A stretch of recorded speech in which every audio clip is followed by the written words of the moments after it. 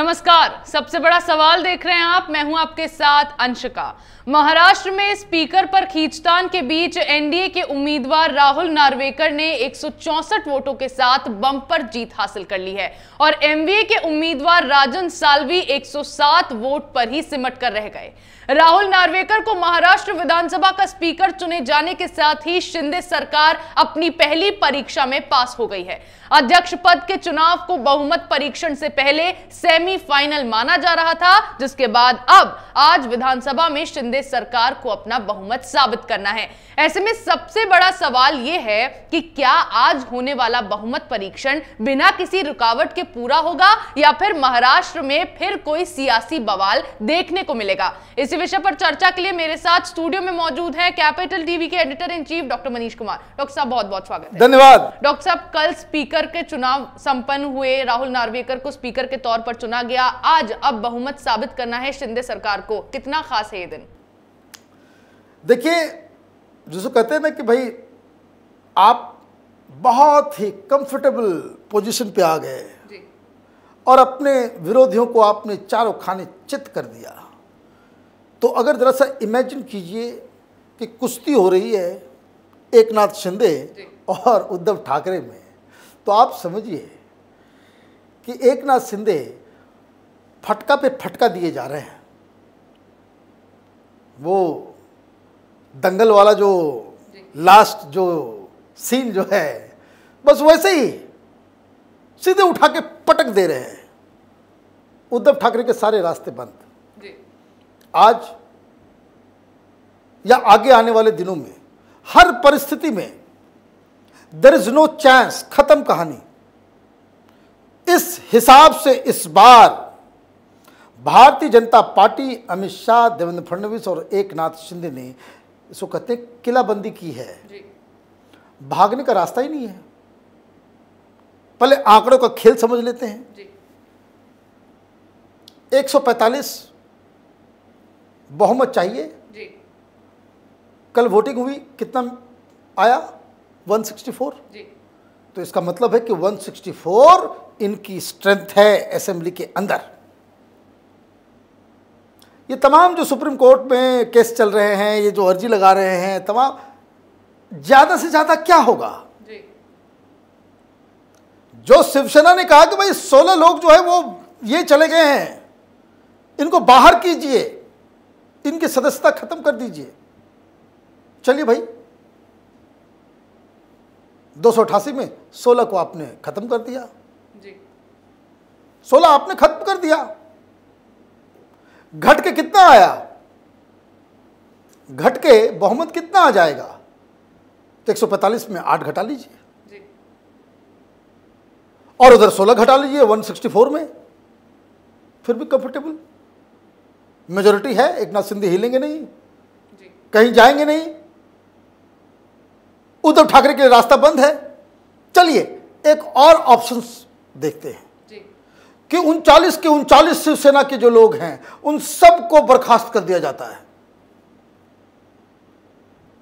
तो आप ये समझिए कि 20 और माइनस कर दीजिए, 125 बहुमत प्रूव करना होगा। 164 में ये 39 हटा दीजिए, फिर भी बहुमत साबित हो जाएगा। मतलब अंक गणित के मुताबिक किलाबंदी जो है वो परफेक्ट है। और इसलिए उद्धव ठाकरे ने सरेंडर कर दिया। ये सरेंडर उसी वक्त हो गया था जब कल वोटिंग के पहले ही ब्रेकिंग न्यूज आई कि सदन के अंदर जो शिवसेना का दफ्तर है, जहां विधायक जाते हैं, उठते बैठते हैं, सारा काम, हर पार्टी को अलग अलग सदन में हर जगह उसके लिए जगह दिया जाता है, हॉल दिया हुआ होता है, कोई ऑफिस दिया हुआ होता है, जहाँ पे वो लोग विधायकों द्वारा जो है वहाँ पे ऑपरेट करते हैं वहाँ से। तो सवेरे सवेरे वहाँ पे ताला लग गया, सील मार दिया गया। अब कुछ मैं देख रहा था पत्रकारों को, तो खास करके जो बीजेपी विरोधी है, कि ये तो अभी से ही ताला बंद कर दिया गया। बाद में मालूम चला कि भाई ये अर्जी जो है उद्धव ठाकरे की तरफ से दी गई थी। भाई क्यों दी गई थी? इनको खौफ था, डर था कि हम तो 14-15 जा रहे हैं, ये 29 आएंगे, कब्जा कर लिया तो दिक्कत हो जाएगी। तो एकनाथ शिंदे के गुट से इनको डर भी लग रहा है। कहाँ ये अहंकार में कहते थे कि मुंबई में तो बिना ठाकरे के नाम से कैसे घूमोगे, वो हम देखेंगे। डॉक्टर साहब, इस बीच खबर ये भी आई कि शिंदे गुट से 2 विधायकों ने वापसी कर ली उद्धव गुट में। देखिए, उससे कोई फर्क नहीं पड़ रहा जी। उससे कोई फर्क, अब खत्म कहानी। ये सारी टेक्निकलिटीज का वक्त खत्म हो गया। क्यों? जी। क्योंकि स्पीकर इनके पास आ गया कल। किसी भी विधायक का लोकस स्टैंडर्ड क्या होगा, जी। किसी भी पार्टी का चीफ विप क्या होगा। चीफ विप होता क्या, ये भी समझ लीजिए। बहुत सारे लोगों को कमेंट्स में मैं देख रहा था कि ये विप क्या होता है। जी। विप का मतलब होता है चाबुक।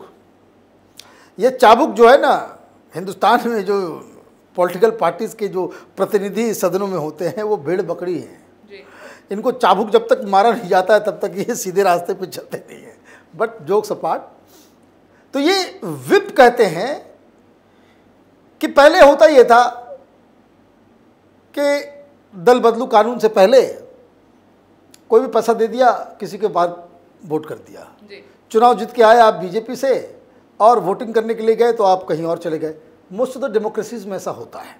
जैसे अमेरिका में कोई ज़रूरी नहीं कि जो आप रिपब्लिकन पार्टी से आप सांसद हैं तो रिपब्लिकन पार्टी के हर प्रपोजल को आप उसके सपोर्ट में वोट करेंगे। थ्योरी उसके पीछे क्या है कि they are not representing a party, they are not representative of a party. वो उस सदन में जनता के प्रतिनिधि बनकर के आए हैं। जी। किसी सिंबल से आए हैं, पार्टी से उनका एफिलिएशन है, लेकिन वो पार्टी के प्रतिनिधि नहीं हैं, जनता के प्रतिनिधि हैं। इसलिए ये इनडायरेक्ट डेमोक्रेसी में ये छूट उनको मिलती है। लेकिन हिंदुस्तान तो हिंदुस्तान है, एक से एक कलाकार, कहीं से कुछ कहीं से कुछ, तो होता ये था कि सरकार चलती नहीं थी। जी। तो ये दल बदल कानून लाया गया और उसमें यह तय किया गया कि हर पार्टी का सदन के अंदर एक चीफ विप होगा, जो वो आदेश जारी करेगा कि ये वोटिंग हो रही है तो फला फला व्यक्ति को वोट करेंगे। और जो व्यक्ति इस विप के, माने ये जो पार्टी ने तय कर दिया कि ये पार्टी लाइन है, उसको ही वोट के अलावा कहीं और आप करते हैं तो आप डिस्क्वालीफाई हो जाते हैं। जी। आप सदस्य नहीं रहेंगे। तो ये एक मसला है। तो विप कौन हो? जी। अभी क्यों ये सवाल उठ रहा है कि उद्धव ठाकरे ने अपने हिसाब से एक चीफ विप तय कर दिया। जी। और जिन्होंने कहा कि भाई शिवसेना वाले को वोट करना है, उधर एकनाथ शिंदे ने कह दिया कि भाई चीफ विप ये है, वो बीजेपी के राहुल नार्वेकर को वोट करेगा। जी। पार्टी एक, दोनों कह रहे हैं कि हम शिवसेना। पार्टी एक, 2 चीफ विप। तो डिसाइड कौन करेगा जी, बिल्कुल। कि विप कौन होगा? जी। ये सुप्रीम कोर्ट डिसाइड नहीं करेगा। यही पेच है कि ये सुप्रीम कोर्ट डिसाइड नहीं करेगा, ये डिसाइड करेगा सदन में जो स्पीकर आज नियुक्त हुआ है। जी। बहुत अधिकार है स्पीकर के पास। जी डॉक्टर साहब, मैं यही सवाल आपसे करना चाहती थी कि स्पीकर जिस तरह से एनडीए का चुना गया है, तो अब आगे बीजेपी के लिए किस तरह से राह आसान होगी महाराष्ट्र में, और स्पीकर के क्या कुछ फायदे उन्हें मिलेंगे? पूरा फायदा है। जी। अब ये सवाल जब उठेगा कि चीफ विप 2 है, कौन सही है कौन गलत है, क्योंकि दोनों की तरफ से ही वो क्रॉस वोटिंग हो गई। जी। कानून दोनों तरफ से टूट गया। अगर शिवसेना का चीफ विप वो वैलिड है तो एकनाथ शिंदे के सारे लोग वो सस्पेंड हो जाएंगे। जी।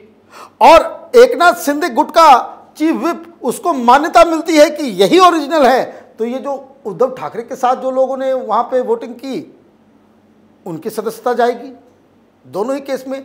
लेकिन बड़ा सवाल जो ये है, ये तय कौन करेगा जी।